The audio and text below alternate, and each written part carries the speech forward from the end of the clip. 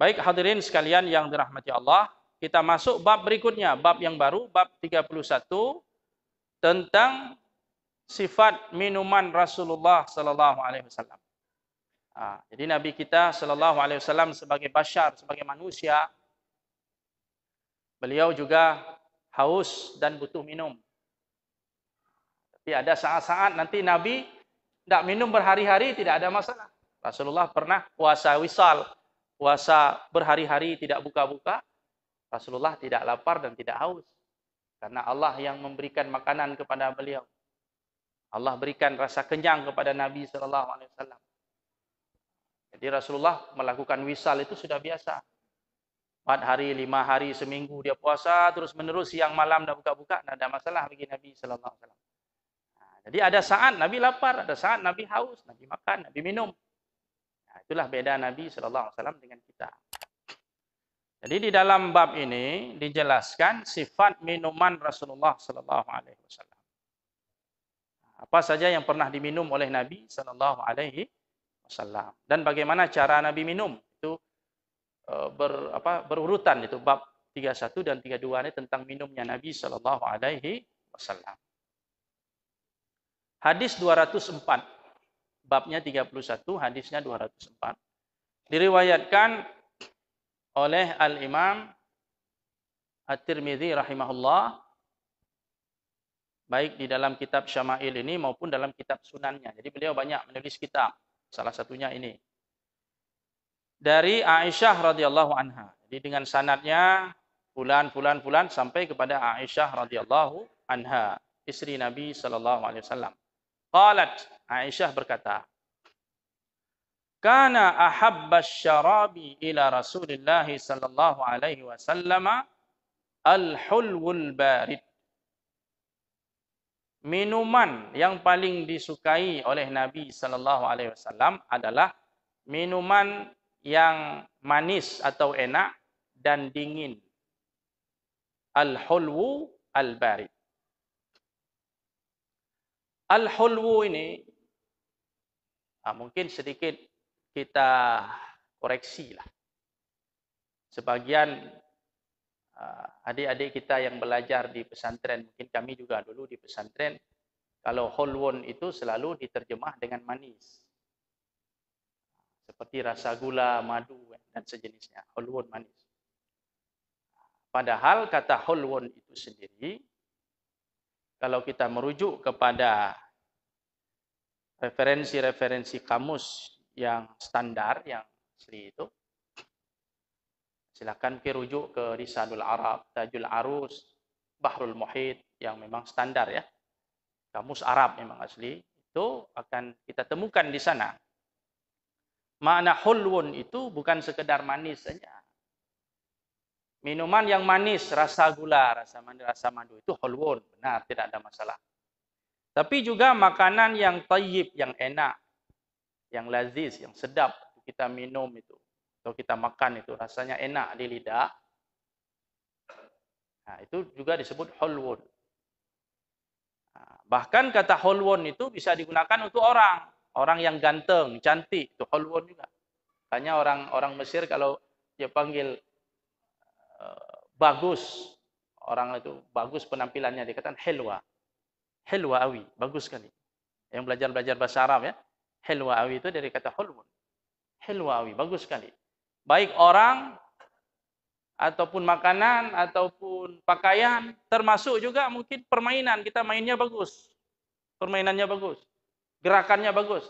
Helwa awi, bagus sekali. Jadi hulwun ini bisa untuk sifat, bisa untuk benda. Termasuk makanan yang enak, meskipun rasanya bukan rasa gula. Ya, itu hulwun juga. Jadi pemakaiannya lebih luas. Ada nggak makanan enak manis? Ada ya? Wah, pelik kan enak itu, tapi tidak manis. Justru kalau manis dah enak lagi. Itu hulwun juga. Helwa. Helwa awi kalau orang Mesir. Helwa, mantap sekali. Sedap, enak. Baik. Kadang-kadang kata hulwun itu bermakna azbun. Sesuatu yang tawar. Air tawar itu. Air aqua, air rasanya tawar. Ini disebut hulwun. Lawannya apa? Lawannya malih, air asin. Orang Mandi di laut, minum air garam itu rasanya mau kita muntahkan saja itu air. Itu malih. Tapi lawan dari asin adalah azbun, hulwun, disebut hulwun. Kalau dalam kitab Al-Bajuri itu air hulwun itu air tawar. Ketika kita minum rasanya segar, enak. Mau nambah lagi itu. Itu hulwun. Lawannya malih. Jadi ada hulwun bermakna manis seperti rasa gula, ada hulwun bermakna tawar, sesuatu yang bisa diminum dengan nyaman. Kita minumnya enak, air tawar. Itu disebut juga dengan hulwun. Nah, ini sekedar koreksi terhadap mungkin kesalahpahaman dalam memahami beberapa kosakata bahasa Arab, apalagi kosakata ini ada dalam hadis Nabi Shallallahu Alaihi Wasallam, maka perlu diluruskan maknanya itu. Makna yang selama ini tidak salah, tapi hanya saja makna yang selama ini dipakai oleh teman-teman kita itu terlalu sempit. Kalau disebut hulwun harus merasa macam gula, tidak mesti. Yang lain pun tidak masalah, yang penting rasanya enak. Ya. Bapak Ibu sekalian yang dirahmati Allah Subhanahu Wa Taala. Jadi Rasulullah itu suka minum yang hulwun, minuman yang segar, ya. Seperti tadi air tawar itu suka. Termasuk juga mencakup juga minuman yang ada rasa manisnya, yang kita pahami selama ini. Dari mana rasa manis itu? Umpamanya Rasulullah pernah minum nabiz, air yang direndam di dalamnya buah-buahan. Jadi Rasulullah ambil kurma, dia rendam sehingga rasanya jadi manis. Tapi tidak boleh terlalu lama, nanti bisa berubah rasa dan bisa memabukkan. Macam orang buat infus water itu ya, taruh buah-buahan, taruh nanas, masukkan dalam air, atau semangka dibelah-belah, campur dalam air, airnya kita minum. Setelah beberapa jam dah manis dia. Kalau di Arab itu menjelang buka puasa itu sore mereka sudah buat itu. Air putih dicampur dengan kurma. Nanti pas buka puasa minum. Nah, sudah rasa kurma airnya itu. Itu biasa itu orang minum. Nah, itu disebut hulwun, minuman yang manis, yang sedap dan bermanfaat bagi kesehatan. Itu infus water itu bagus. Silakan nanti dibaca itu tentang tips sehat ya, makanan sehat, minuman sehat. Itu salah satunya yang berguna bagi tubuh kita itu rendaman buah-buahan itu. Tapi ingat, hati-hati durasinya, jangan terlalu lama, nanti bisa berubah. Kalau sudah berubah itu tidak boleh minum lagi, itu sudah menjadi khamar, itu sudah memabukkan, haram. Jadi Rasulullah minum air segar, air putih, atau dicampur dengan buah-buahan sehingga rasanya manis. Jus, umpamanya di jus. Nah, itu minuman pilihan Nabi Shallallahu Alaihi Wasallam. Kemudian atau air itu ditambah sedikit madu, itu juga disebut hulwun. Campur dengan madu diaduk. Nah, jadi cara minum madu kan bisa saja minum langsung ataupun campur dengan air. Nah, kemudian katanya kalau campur dengan air, kalau diaduk itu jangan pakai sendok yang logam atau besi. Itu bisa mengurangi khasiatnya. Jadi perlu kita sekarang belajar banyak, membaca, menambah wawasan kita tentang makanan dan minuman sehat. Karena kita hidup dalam kondisi tidak sehat sekarang ini. Ya, udara ini, air, semuanya terkontaminasi, makanan. Nah, jadi perlu ada semacam perhatian sedikit kepada makanan ini, minuman yang kita makan ini kembali kepada fitrahnya, kepada sunnahnya, insyaAllah tubuh kita akan sehat. Ini salah satu cara kita menjaga nikmat Allah Subhanahu Wa Taala. Dapat pahala kalau niatnya itu, dapat pahala. Kalau niatnya seperti itu, insyaAllah dapat pahala. Bapak Ibu sekalian yang dirahmati Allah Subhanahu Wa Taala. Kemudian tadi disebut al-bahrid, air yang dingin. Maksud dingin itu bukan dingin macam air freezer kita itu. Dingin tapi al-baridul mu'tadil. Dingin yang sedang, tidak terlalu dingin. Ya, tentu kita lihat konteks zaman itu kan tidak ada alat pendingin seperti sekarang. Nah, kalau dingin macam dingin kita minum sekarang ini, ya itu tidak baik untuk kesehatan. Nah, jadi dingin yang sehat ya, bukan dingin yang berbahaya untuk kesehatan. Jadi Rasulullah minum air yang segar, air yang manis dan dingin. Ini salah satu pilihan Nabi Shallallahu Alaihi Wasallam. Kemudian manis ini pun tidak selamanya mengganggu Tidak semua manis itu berbahaya bagi orang yang ada gula. Ada juga manis-manis yang aman bagi pengidap penyakit gula. Ada juga manis-manis yang saya pernah dapat obat diabetes itu yang sangat manis rasanya, tapi obat untuk diabetes. Lupa saya namanya itu. Ada produk obat-obatan itu herbal itu yang rasanya manis tapi aman untuk pengidap diabetes. Jadi intinya kalau kita jaga dari awal kesehatan itu tidak ada masalah. Jadi kalau sudah tubuh kita bermasalah, ini baru sesuatu yang berguna seharusnya bermanfaat, jadi tidak aman untuk kesehatan kita. Jadi sejak dini, sejak awal kita jaga kesehatan ini. Karena Rasulullah dulu sehat sekali beliau. Tidak pernah disebut dalam hadis Nabi sakit, kecuali sakit di akhir hayatnya itu. Rasulullah sakit kapan? Waktu perang. Kena tebasan pedang, kena tombak, kena panah, itu sakitnya. Tapi sakit disebabkan karena saraf kejepit, saraf ini, saraf itu, gula, apa, tidak ada. Jadi Rasulullah sehat sekali. Itu pun sakit di akhir hayat, tahu kenapa? Kalau dialog Rasulullah dengan istrinya, wahai Aisyah, sesungguhnya pengaruh racun yang diberikan dalam makanan peristiwa pasca Khaybar itu telah kembali kambuh. Jadi Rasulullah merasakan bahwa waktu itu kan pernah diracun makanan Nabi oleh seorang wanita Yahudi. Dan Rasulullah memakannya. Termakan oleh Nabi SAW. Kemudian baru diberitahukan bahwa di situ ada racun. Rasulullah tidak melanjutkan lagi makan. Ada satu sahabat yang meninggal waktu itu. Satu orang meninggal dunia akibat makan itu. Yang lain aman, selamat. Rasulullah pun selamat walaupun termakan. Tapi itu kembali kambuh di saat akhir hayat beliau. Sakit Nabi SAW berhari-hari itu. Bukan karena pola makan Nabi yang tidak sehat. Rasulullah sehat sekali. Sampai usia 60 sekian tahun Nabi masih cukup bugar, tubuhnya sehat. Menunggang kuda, berperang. Dan dalam perang itu, kata sahabat, kalau kami sedang terdesak dalam perang, kami berlindung di balik tubuh Nabi SAW. Jadi Rasulullah itu tipe pejuang. Panglima perang yang bukan duduk di belakang. Mengatur-ngatur saja. Nah, Nabi tampil ke depan. Kalau sahabat sudah kewalahan, sudah terdesak dalam arena perang itu, sekaliber Ali bin Abi Thalib itu berlindung di tubuh Nabi SAW. Nah, itu hebatnya Nabi SAW, sehatnya beliau. Kaum muslimin yang dirahmati Allah Subhanahu wa taala.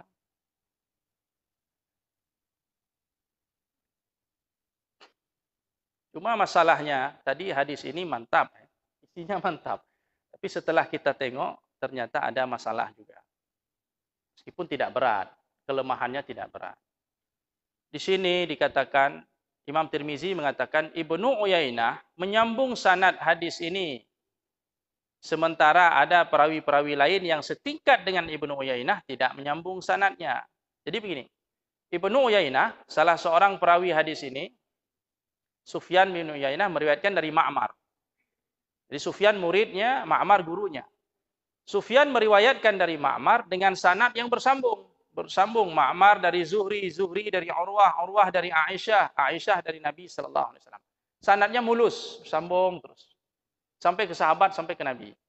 Cuma persoalannya kaum muslimin yang dirahmati Allah, riwayat Ibnu Uyainah ini ulama besar ini. Gurunya Imam Syafi'i, di atas Imam Syafi'i. Persoalannya, ulama-ulama yang sezaman dengan dia, yang satu letting dengan Ibnu Uyainah ini, seperti Abdullah ibn al-Mubarak dan Abdul Razak, meriwayatkan hadis ini dengan sanad yang tidak mulus. Sanadnya putus. Artinya apa? Dari Zuhri langsung ke Nabi Sallallahu Alaihi Wasallam. Antara Zuhri dengan Nabi kan sebenarnya ada Urwah, situ ada Aisyah atau ada orang lain yang tidak disebutkan. Jadi menurut versi Ibnu Mubarak dan Abdul Razak, sanad hadis ini putus di atas. Sedangkan menurut Uyainah sanadnya bersambung. Ya, terjadilah pertentangan. Hadis ini sanadnya mulus atau sanadnya tidak mulus? Satu tokoh mengatakan, dua lagi mengatakan, yang juga ulama, kalibernya sama, mengatakan tidak. Ini ada yang putus ini. Sanadnya tidak seperti yang kita harapkan. Dengan kata lain, hadis ini mursal, ada sanad yang putus di atas.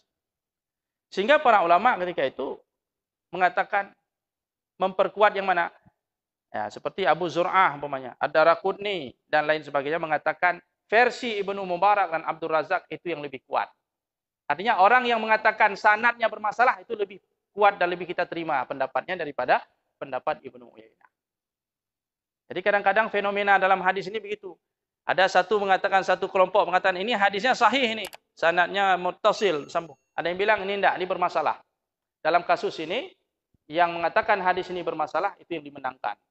Ibaratnya ini terjadi perbedaan pendapat para ulama hadis, dibawa ke pengadilan, diadili oleh para ulama-ulama yang hebat. Mereka memenangkan siapa? Memenangkan Ibnu Mubarak dan Abdul Razak. Ibnu Uyainah dikalahkan dalam pengadilan. Jadi intinya bagaimana? Intinya hadis ini bermasalah. Hadis ini mursal. Sanadnya tidak mulus. Yang bilang sanadnya mulus, keliru. Ibnu Uyainah, walaupun dia ulama besar, bisa saja keliru. Nah, tidak menutup kemungkinan. Nah, jadi fenomena yang semacam ini, kaum muslimin yang dirahmati Allah, kalau dalam ilmu hadis itu dibahas dalam ilmu ilal. Ilmu ilalul hadis. Di Al-Azhar itu dipelajari di pasca sarjana ilmu ilal. Pasca sarjana Al-Azhar itu dipelajari ilmu ilal. Jadi kadang-kadang ada hadis kalau kita tengok sanadnya cantik, bagus sanadnya. Ternyata setelah dikaji ada masalah. Bisa terkecoh orang melihatnya karena ini riwayat Ibnu Uyainah. Ibnu Uyainah ini ulama besar ini. Rujukan umat ini. Tapi bisa keliru ketika dilihat. Sama seperti kita melihat orang tubuhnya tegap, tegar, kuat lagi. Semua orang mengira ini orang yang paling sehat di dunia. Ternyata setelah dilihat, dipegang oleh dokter atau ahli kesehatan yang paham, pegang aja detak di urat nadinya, oh ternyata ini sumber penyakit ini. Ada penyakit dalam badannya. Jadi belum tentu orang tubuhnya kuat, tegar itu bisa. Orang sehat belum tentu. Jadi orang-orang yang ahli kesehatan dia tahu, ini sama seperti mobil casingnya bagus, ya. Didengar mesin waktu dihidupkan mesin dia tahu, ini bermasalah mobil ini. Nah, begitulah hadis ini. Hadis mu'allal ini, atau hadis mu'al ini. Hadis yang nampak zahirnya itu bagus, casingnya bagus, ternyata setelah diteliti oleh pakarnya, ada sesuatu yang tidak terlihat, yang bermasalah, yang tidak bisa dilihat oleh orang awam. Nah, sehingga hadis ini jadi bermasalah. Ini termasuk kasusnya ini, hadis kita ini. Nah, jadi sayang sekali, isinya bagus, secara substansinya bagus sekali ya. Tapi ternyata hadisnya bermasalah. Baik kaum muslimin yang dirahmati Allah, mengingat waktu kita yang terbatas, kita cukupkan pertemuan kita pada kesempatan yang berbahagia ini. InsyaAllah kita lanjutkan pada pertemuan yang akan datang. Aqulu qawli hadza wa astaghfirullah li wa lakum. Subhanakallahumma wa bihamdika asyhadu an la ilaha illa anta nastaghfiruka wa natubu ilaik. Assalamualaikum warahmatullahi wabarakatuh.